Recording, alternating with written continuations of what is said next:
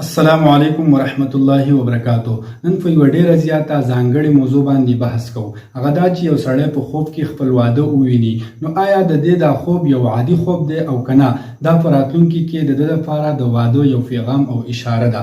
د اسلام د نظره د داسې خوب تعبیر څه دی؟ رسول الله صلی الله علیه وسلم فرمایلی دي الرؤیا الصالحه من الله. نیک خوب دا د الله رب العالمین د طرف نه وي.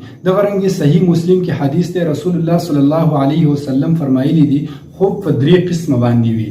اول قسم هغه دی چې د الله رب العالمین د طرف نه وي، دویم قسم هغه دی چې د شیطان د طرف نه وي، دریم قسم هغه دی چې د نفس خیالات وي، سړی روټۍ ډېره کړي وي او بې ځایه خوبونه وویني. که چېرې تاسو هم داسې خوب لیدلی وي، نو دا یو فضول خوب نه دی، بلکې دا په راتلونکي کې تاسو ته یو زیری دی او د دې مختلف قسم تعبیرات دي چې موږ به په نمبر باندې د هغې نه یو ذکر کوو. علامه ابن سیرین چې دا د خوبونو په ویستلو کې یو مشهور عالم دی، هغه وایي چې په خوب کې واده لیدل دا د عزت د بدلون او فراتلونکي ژوند کې د نوي ذمهدارو نښه ده او په نوي ذمهدارو کې یو د واده کول هم دي. که چېرته یو انسان په خوب کې خپل واده وویني او دې واده نه وي کړی، نو دې کې اشاره ده د دې انسان نکاح او رشتې ته، یا د نکاح نیت او رشتې ته په دې کې اشاره ده. او که دې انسان چېرته واده کړی و، نو بیا په دې کې دې ته اشاره ده چې دې انسان ته به الله رب العالمین نوی رزق ورکړي، نوی کاروبار وله ورکړي، یا به دې انسان باندې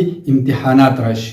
دغه شان که یوه زنانه چېرته په خوب کې خپل واده وویني او دې زنانه واده کړی وي، نو په دې کې اشاره ده دې ته چې دې زنانه ته به الله رب العالمین اولاد ورکړي یا به وله نور خیر ورکړي. او که چېرته دا زنانه ناواده وي، یعنې واده نه وي کړی، نو په دې کې دې ته اشاره ده چې په راتلونکي کې به د دې د رشتې تپوس وکړی شي او د دې د نکاح دپاره به غوښتنه وکړی شي. خو له دې نه علاوه تاسو ته یوه مهمه خبره کومه چې د خوب تعبیر دا چېرته هم قطعي نه وي، بلکې دا یو احتمالي وي. د دې خبرې مقصد دا دی که چېرته تاسو یو خوب ووینئ، نو دا معنی نه ده چې دا خوب به خامخا رښتینی کېږي او دروغجن کېږي به نه، بلکې دا یو زیری دی تاسو ته، شاید چې تاسو دعا وغواړئ او د الله رب العالمین نه د خیر تمه وساتئ.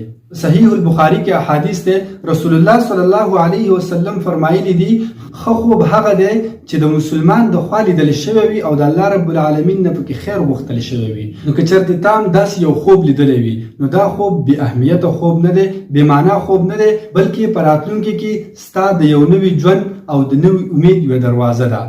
اوس په اخره کې تاسو ته یوه خبره کول غواړم چې کله تاسو خوبونه ووینئ، نو هغه هر چا ته مه بیانوئ، بلکې خپل خوب هغه چا ته بیانوئ چې تاسو ته دا پته وي چې دا انسان په دې خوب باندې پوهیږي. که چېرې دې ته زه خپل خوب بیان کړم، نو دا ماته د دې صحیح تعبیر راکولی شي. که چېرې تاسو یو خوب لیدلی وي او د هغې په باره کې تاسو ډېر زیات په سوچونو کې یئ، نو تاسو موږ ته خپل خوب په کمنټ کې ووایئ. انشاءالله موږ به تاسو له د هغې ډېر زیات ښایسته تعبیر درکړو چې تاسو به په هغې باندې ډېر زیات مطمئن یئ. جزاکم الله خیر.